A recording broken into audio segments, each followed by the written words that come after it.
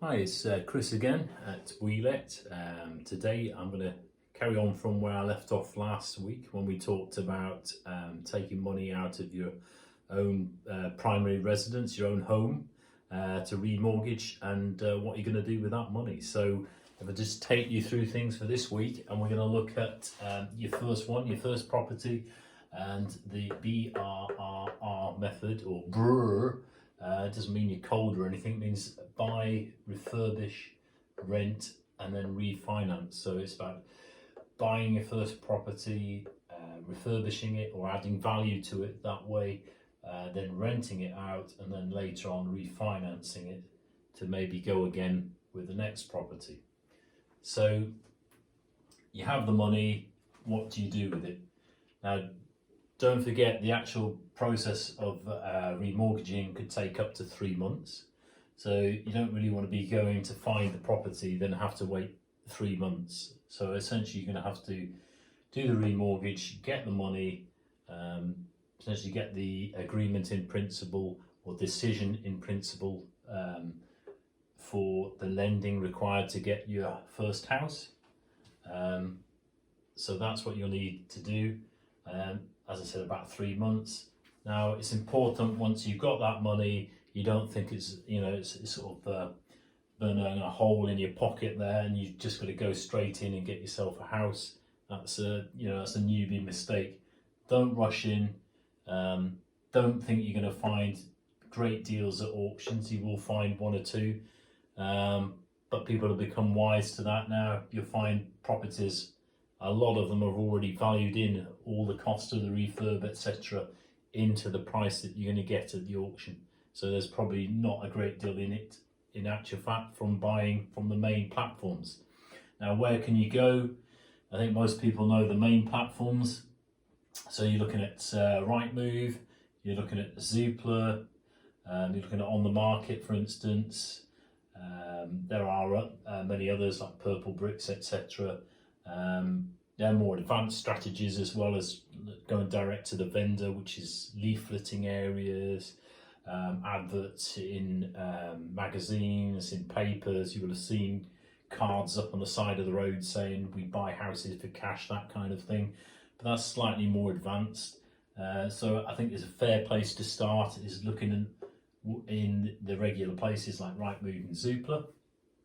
But where are you going to go?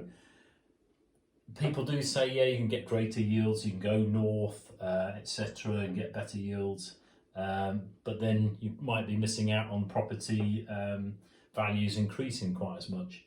And also it's a lot more work, obviously, going further up north, an hour, 2-3 hours drive away, to manage, even with a decent agent, than it is to buy something local. So I think when you're first starting off, it's good to go local, your local area. Then you've got to look at how much money did you take out. So what price house can you kind of afford? What can you go up to?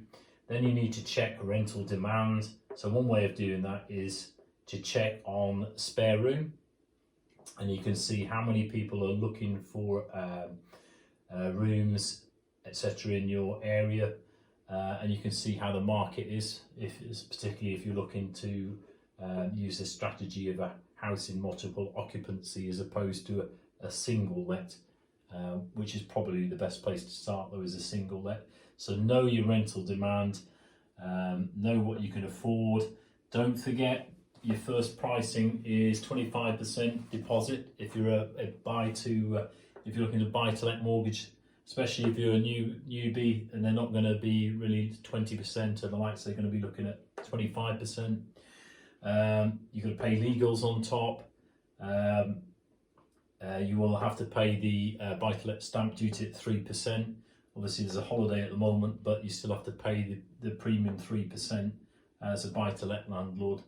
And there's your refurbishing costs that you've got to factor in, and then after all that, what can I afford? So once you've worked out what you can afford, what area you're looking at, and rental demand, you can start looking at the houses, arrange a viewing, and then you need to be looking at from that house, what can you do to add value? So it might be that it needs a new kitchen, might need a new bathroom, new flooring, might need to change the heating, so new boilers, radiators. Maybe it's old sash windows and stuff, and you're going to get new double glazed windows, etc. Maybe you could add a little extension on. Maybe you've got 2 bedrooms and a really large bathroom upstairs, maybe a bathroom downstairs, and perhaps then you've got 3 bedrooms. That could add considerable value. So bear that in mind. So that's adding value to raise the total value up after you've done the refurbishment to allow you to refinance at a later point, which might be after, say, the 2-year fix that you've got on your buy-to-let mortgage comes to an end. You could maybe refinance to another fix, etc., but take more money out of the deal, which will allow you to go on to the next rental property. So what can you do? If you found the right place, then what do? Well, you can put an offer in. A lot of people think, oh, I know, I'm going to put in 5,000 less, or etc. No, you should almost feel embarrassed about the offer that you're going to put in.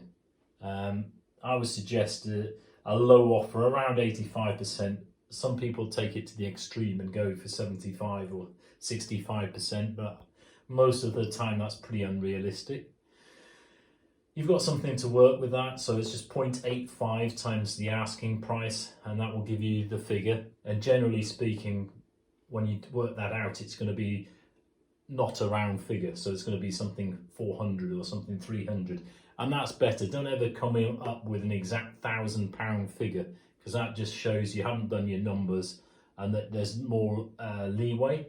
So always come up with a rounded number. If the house price is 175,000, come up with 156,400, and then if they reject the offer, you can always come back with another offer.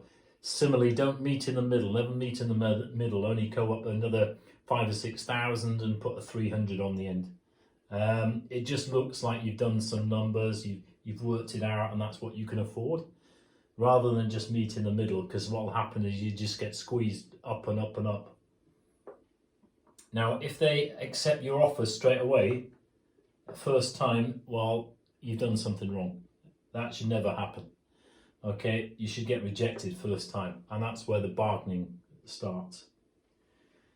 So if you put all these into, you've got all these going, and you've got your house, and you've got the good strong rental demand, you bought your house for a decent price, plus you're going to add value to it, everything's looking fairly rosy.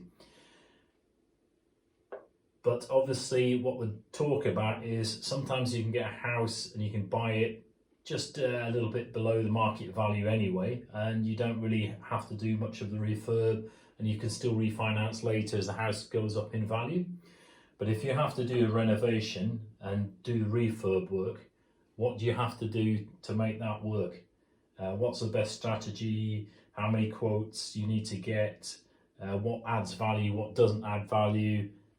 That is what we'll go over next week. So stay tuned. In the meantime, please subscribe, like, click the bell icon for updates, and look forward to seeing you all next week. Thanks very much. Bye then.